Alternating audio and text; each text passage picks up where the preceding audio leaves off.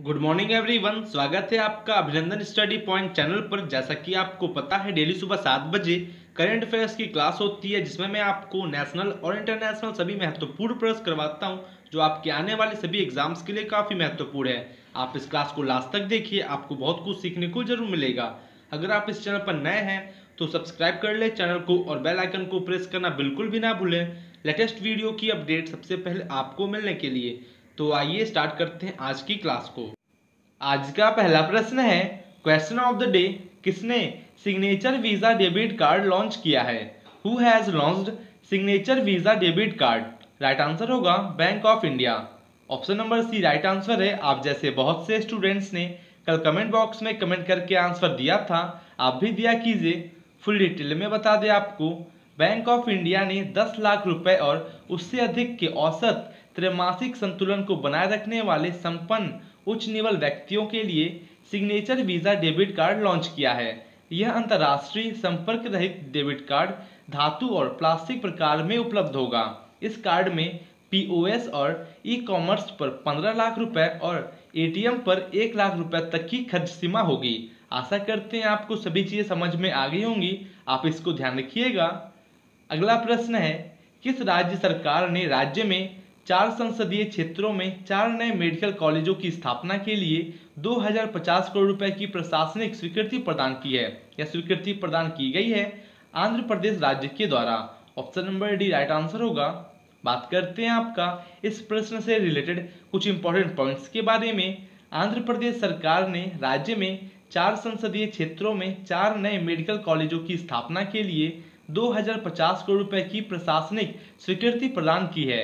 4 नए medical college Visakhapatnam जिले के पडरू, कृष्णा जिले के मछलीपट्टनम और गुंटूर जिले के पीदुगुरुला और कडप्पा जिले के पुलिवेंदुला में बनेंगे। आप इसको ध्यान रखिएगा दोस्तों, एग्जाम के लिए महत्वपूर्ण है। बात करते हैं आपका आंध्र प्रदेश राज्य के बारे में फुल डिटेल में। इसको राज्य का दर्जा मिला 1 नवंबर 1956 को। कैपिटल है अमरावती जो कि डिफेक्टो है, और Hyderabad de jure. Number of district है 13। गवर्नर हैं विश्वभूषण हरिचंदन जी और chief minister YS Jaganmohan Reddy ji हैं। लोकसभा सीट्स है 25 और राज्यसभा सीट्स 11 है। आप समझ गए होंगे दोस्तों। आप इस क्लास को लास्ट तक देखिए, आपको बहुत कुछ सीखने को जरूर मिलेगा, आप में इम्प्रूवमेंट होगा और आने वाले एग्जाम्स के लिए आप काफ़ी अच्छे तरीके से प्रिपेयर भी हो सकेंगे। अगला प्रश्न है, श्रीनगर में जम्मू और कश्मीर एकीकृत शिकायत निवारण और निगरानी प्रणाली का शुभारंभ किसने किया है? जो कि जम्मू और कश्मीर में एकीकृत शिकायत निवारण और निगरानी प्रणाली का शुभारंभ किया गया है मनोज सिन्हा के द्वारा।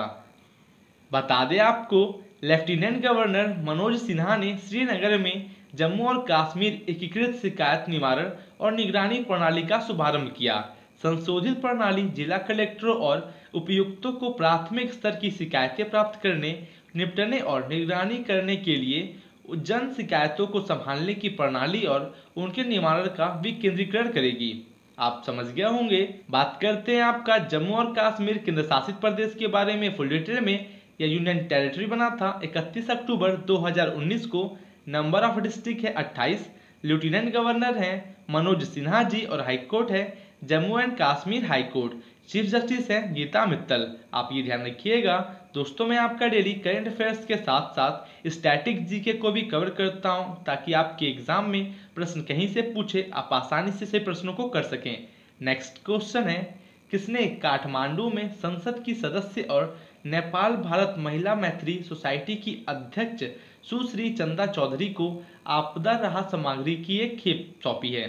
जो कि एक खेप किसके द्वारा सौंपी गई है? नमगिया सी खम्पा के द्वारा। Option number C right answer होगा। बता दें आपको, नेपाल में भारतीय दूतावास के मिशन की उप प्रमुख सुश्री नमगिया सी खम्पा ने काठमांडू में संसद की सदस्य और नेपाल भारत महिला मैत्री सोसाइटी की अध्यक्ष सुश्री चंदा चौधरी को आपदा राहत सामग्री की एक खेप सौंपी है। राहत सामग्री में नेपाल के 5 जिलों में बाढ़ और भूस्खलन के प्रभावित परिवारों के लिए वितरण हेतु टेंट और प्लास्टिक सीट शामिल है। आप ये ध्यान रखिएगा, एग्जाम में पूछा जा सकता है। बात करते हैं आपका नेपाल के बारे में फुल डिटेल में। जो कि इसकी राजधानी है काठमांडू और करेंसी है नेपाली रुपया। काफ़ी इजी है, आपको ये पता होगा। और प्रेसिडेंट है विद्या देवी भंडारी जी और प्रधानमंत्री KP शर्मा ओली हैं। आप ये ध्यान रखिएगा दोस्तों, एग्जाम में पूछा जा सकता है। कोई भी कंट्री आपके न्यूज में है तो उसकी करेंसी प्राइम मिनिस्टर और प्रेसिडेंट आपके एग्जाम में पूछे जा सकते हैं, आप ये ध्यान रखिएगा। अगला प्रश्न है, किस देश में AstraZeneca Oxford corona virus vaccine AZD1222 के लिए नैदानिक परीक्षण फिर से शुरू हुए हैं? यह किस देश में शुरू हुआ है? यूनाइटेड किंगडम में। Option number B right answer होगा। AstraZeneca Oxford corona virus vaccine AZD1222 के लिए नैदानिक परीक्षण फिर से शुरू हो गया है। मेडिसिन हेल्थ रेगुलेटरी अथॉरिटी द्वारा परीक्षण शुरू होने की पुष्टि किए जाने के बाद कोरोना वायरस वैक्सीन के लिए नैदानिक परीक्षण यूनाइटेड किंगडम में फिर से शुरू हो गए हैं और प्रतिभागियों में से एक में प्रतिकूल प्रतिक्रिया के बाद परीक्षण में एक ठहराव की घोषणा की गई थी। आप ये ध्यान रखिएगा दोस्तों, जितने भी क्वेश्चन आपके कोरोना वायरस से रिलेटेड होते हैं सभी को मैं कवर करता हूं, आप इस क्लास को डेली जरूर ज्वाइन करें। बात करते हैं आपका यूनाइटेड किंगडम के बारे में फुल डिटेल में, जो कि the United kingdom of great Britain और नॉर्दर्न आयरलैंड कॉमनली जाना जाता है यूनाइटेड किंगडम, और यह जो है सॉवरेन कंट्री है, लोकेट करता है यूरोपियन मेनलैंड के नॉर्थ वेस्टर्न कोस्ट में। कैपिटल है लंदन, मोनार्क है एलिजाबेथ सेकेंड और प्राइम मिनिस्टर बोरिस जॉनसन है। अपर हाउस को हाउस ऑफ लॉर्ड्स और लोअर हाउस को हाउस ऑफ कॉमन्स बोलते हैं और यूके की करेंसी है पाउंड स्टर्लिंग। आप ये ध्यान रखिएगा दोस्तों, एग्जाम में पूछा जा सकता है। नेक्स्ट क्वेश्चन है, किस देश की सत्तारूढ़ पार्टी ने मुख्य कैबिनेट सचिव योशिहिदे सुगा को अपना नया प्रधानमंत्री चुना है? जो कि जापान की सत्तारूढ़ पार्टी ने मुख्य कैबिनेट सचिव योशिहिदे सुगा को अपना नया प्रधानमंत्री चुना है। Option number A right answer होगा। जापान की सत्तारूढ़ पार्टी ने मुख्य कैबिनेट सचिव योशिहिदे सुगा को अपना नया नेता चुना है और सुगा ने लिबरल डेमोक्रेटिक पार्टी के सांसदों और क्षेत्रीय प्रतिनिधियों में से कुल 534 वैध वोटों में से 377 पाकर आसानी से बैलेट जीता और वह वर्तमान प्रधानमंत्री शिंजो आबे का स्थान लेंगे, जो स्वास्थ्य कारणों से इस्तीफा दे रहे हैं। आप ये ध्यान रखिएगा। अगला प्रश्न है, मध्य प्रदेश के किस जिले में 2000 करोड़ रुपए की लागत से DRDO की एक अनुसंधान प्रयोगशाला खोली जाएगी? जो कि मध्य प्रदेश के मुरैना जिले में 2000 करोड़ रुपए की लागत से DRDO की एक अनुसंधान प्रयोगशाला को खोली जा रही है।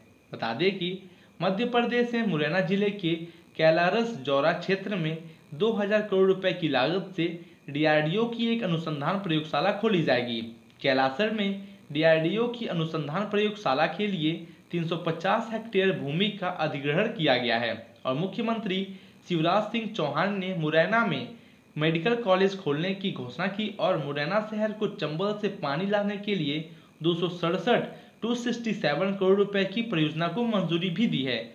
आप समझ गए होंगे दोस्तों, ये सभी आपके लिए इंपॉर्टेंट है, ये सभी प्रश्न आपके एग्जाम में देखने को जरूर मिलेंगे, आप ये ध्यान रखिएगा। बात करते हैं आपका मध्य प्रदेश राज्य के बारे में फुल डिटेल में। इसको राज्य का दर्जा मिला 26 जनवरी 1950 को। कैपिटल है भोपाल, नंबर ऑफ डिस्ट्रिक्ट है 52, गवर्नर हैं आनंदीबेन पटेल जी और चीफ मिनिस्टर शिवराज सिंह चौहान हैं। Members of the legislative assembly 230, Lok Sabha seats है 29 और राज्यसभा सीट्स 11 है। आप ध्यान रखिएगा दोस्तों, अगर आपको क्लास अच्छी लग रही हो तो लाइक करें, कमेंट करें और शेयर जरूर करें। अगर आप इस चैनल पर नए हैं तो सब्सक्राइब कर लें चैनल को और बेल आइकन को प्रेस करना बिल्कुल भी ना भूलें लेटेस्ट वीडियो की अपडेट सबसे पहले आपको मिलने के लिए। अगला प्रश्न है, किस कंपनी ने अरुण श्रीनिवास को वैश्विक व्यापार समूह के निदेशक के रूप में नियुक्त करने की घोषणा की है? जो कि यह घोषणा किया गया है फेसबुक के द्वारा। Option number B right answer है।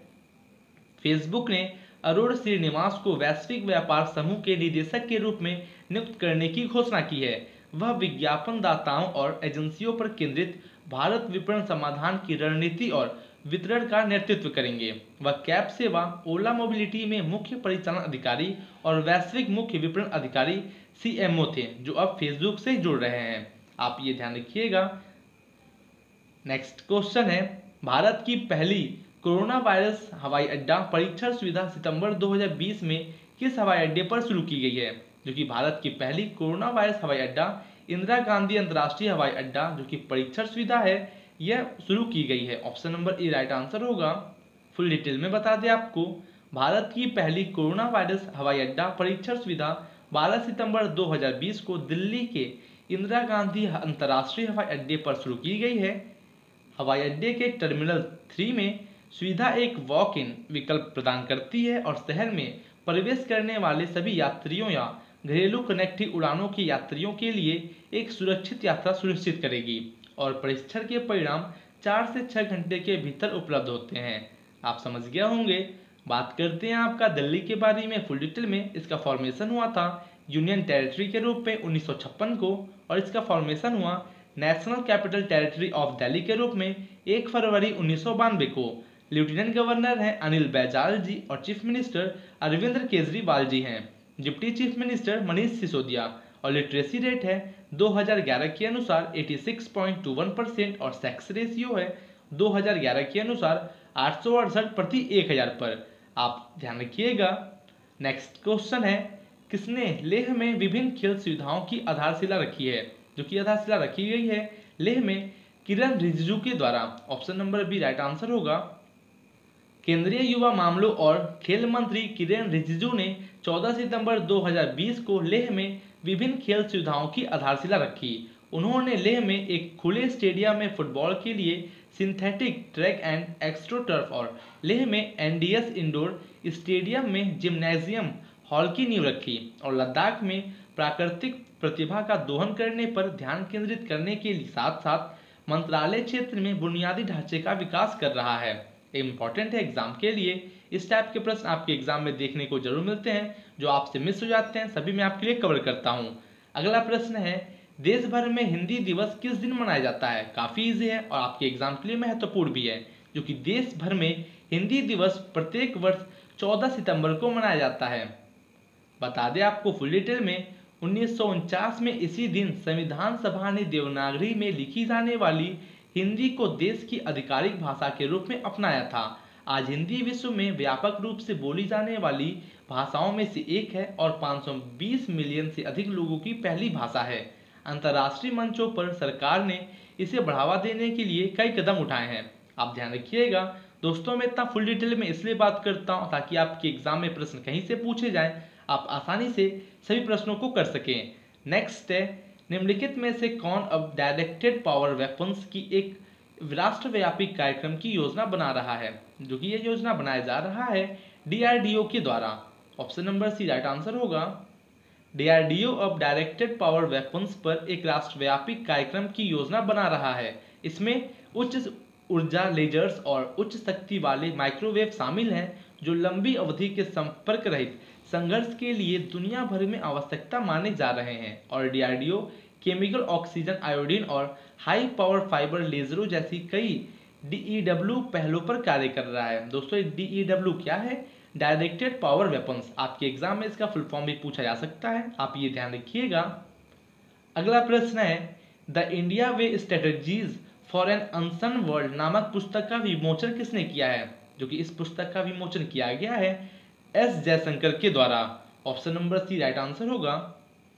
विदेश मंत्री एस जयशंकर ने the India way strategies for an uncertain world शीर्षक से एक पुस्तक का विमोचन किया है। पुस्तक हार्पर कॉलिंस इंडिया के द्वारा प्रकाशित की गई है और पुस्तक को पिछले 2 वर्षों के दौरान विकसित किया गया था, जिसमें थिंक टैंक सम्मेलन या व्यावसायिक मंचों पर होने वाली घटनाओं और व्याख्यानों की एक श्रृंखला शामिल है। आप ध्यान रखिएगा दोस्तों, जितने भी क्वेश्चन मैं कराता हूं सभी टॉप लेवल के होते हैं, जो आपके एग्जाम में एज देखने को जरूर मिलेंगे। आप इस क्लास को डेली जरूर ज्वाइन करें और शेयर करें अपने दोस्तों के पास, उनको और जोड़िए, जिससे अपना परिवार और आगे बढ़ेगा। तो दोस्तों हम और अच्छी क्लासेस आपके लिए प्रोवाइड जरूर करेंगे। अगला प्रश्न है, रसायन और उर्वरक मंत्री डीवी सदानंद गौड़ा ने एक बयान के अनुसार भारत किस वर्ष तक उर्वरकों के उत्पादन में आत्मनिर्भर हो जाएगा? जो कि भारत उर्वरकों के उत्पादन में 2023 तक आत्मनिर्भर हो जाएगा। बता दें आपको, रसायन और उर्वरक मंत्री डीवी सदानंद गौड़ा ने कहा है कि भारत 2023 तक उर्वरकों के उत्पादन में आत्मनिर्भर हो जाएगा। आत्मनिर्भर भारत कार्यक्रम के तहत आयात पर निर्भरता कम करने के लिए देश में 40,000 करोड़ रुपए के निवेश के साथ कई नई उर्वरक विनिर्माण इकाइयां स्थापित की जा रही हैं। और उन्होंने आत्मनिर्भर भारत और सतत कृषि पर एक वेबिनार में यह घोषणा की। आप ये ध्यान रखिएगा। महत्वपूर्ण है एग्जाम के लिए।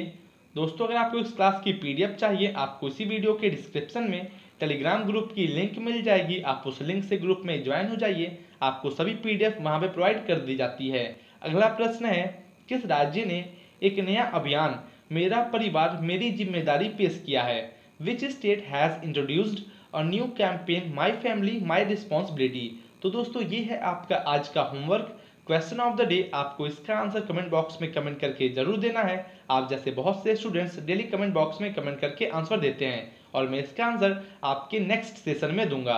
आशा करते हैं आपको क्लास काफ़ी अच्छी लगी होगी। अगर अच्छी लगी है तो आप लाइक करें, कमेंट करें और शेयर जरूर करें। शेयर करें उन सभी स्टूडेंट्स के पास जिसको इस क्लास से काफ़ी हेल्प मिल सके। तो मिलते हैं आपसे कल और बेहतरीन क्वेश्चंस के साथ। Thank you and good day.